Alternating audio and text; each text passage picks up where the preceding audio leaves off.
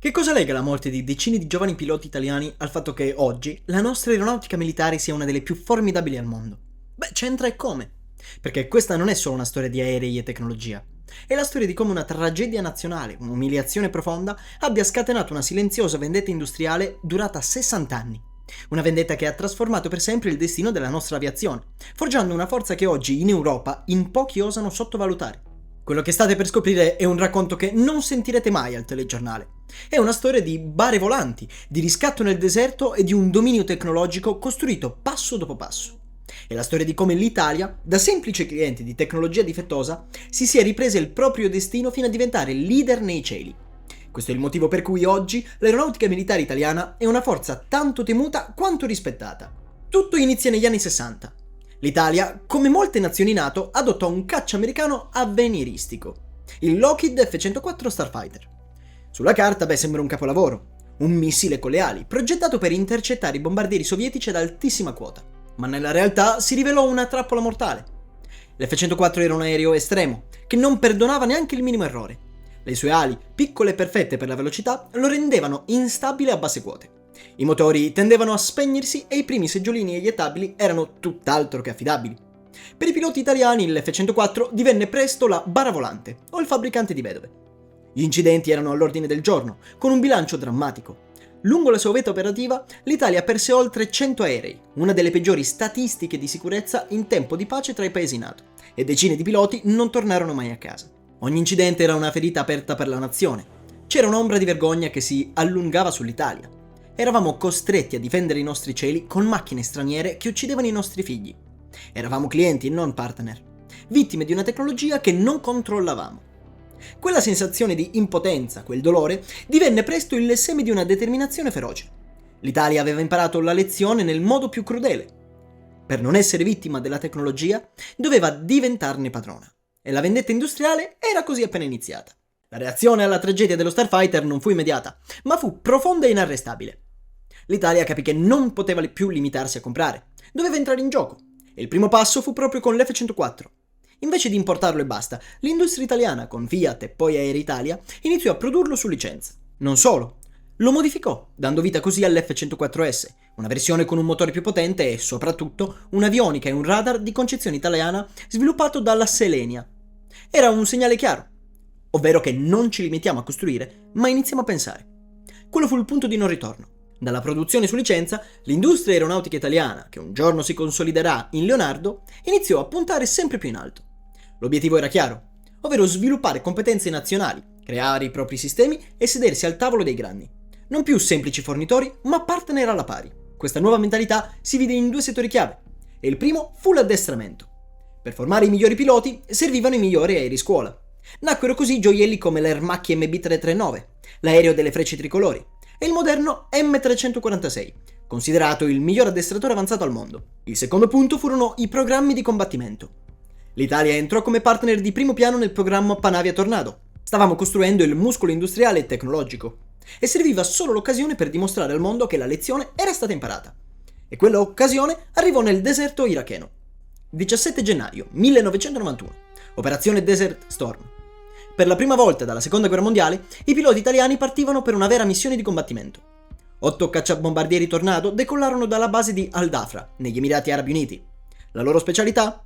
Missioni notturne di bombardamento a bassissima quota, le più rischiose di tutta la campagna aerea. La prima notte fu drammatica. Un Tornado, con a bordo il maggiore Gianmarco Bellini e il capitano Maurizio Cocciolone, venne abbattuto dalla contraerea irachena.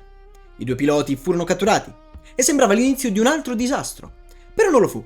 Nonostante la perdita, il resto della flotta italiana continuò a volare. Per tutto il conflitto, i Tornado italiani portarono a termine 226 sortite, completando ogni singola missione assegnata senza subire altre perdite. Avevano dimostrato coraggio, abilità e l'affidabilità di una tecnologia in gran parte italiana.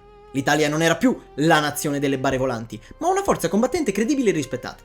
E quel battesimo del fuoco spianò la strada per il presente. Oggi l'aeronautica militare schiera una delle flotte più moderne e potenti d'Europa, con una spina dorsale formata da 2 velivoli eccezionali.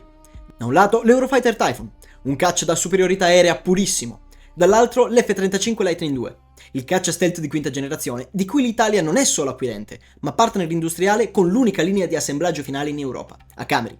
La combinazione di questi due aerei offre una flessibilità e una letalità che pochi possono eguagliare. Ma cosa rende l'aeronautica italiana così rispettata oggi? Non è la quantità, ma è la qualità. E questa qualità nasce da quella vendetta industriale iniziata decenni fa.